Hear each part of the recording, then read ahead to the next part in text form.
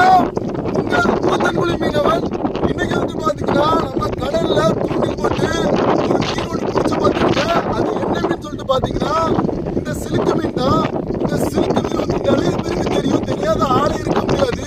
ஆனா இந்த சிலுக்கு மீனை மாதிரியே இன்னும் ஒரு சில வகையானது இருக்குது. அதுல வந்துகிட்டு இது போக 2 வகையான மீனை நாங்க இன்னைக்கு தூண்டில் போட்டு பிடிச்சிருக்கோம். அதை நான் இப்போ ஒண்ணு காட்டுறேன்.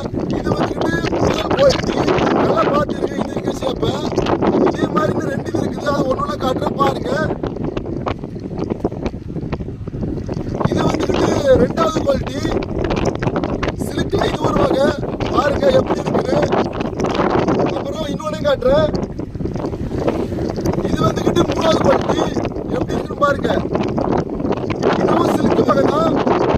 இந்த 3 வகையான மீன் நாங்க இன்னைக்கு தூண்டில் போட்டு பிடிச்சிருக்கோம். இன்னும் ஒரு சில வகையான மீன்கள்லாம் இருக்குது. அது வந்துகிட்டு ஆழமான பகுதிகளில் தான் இருக்கும்.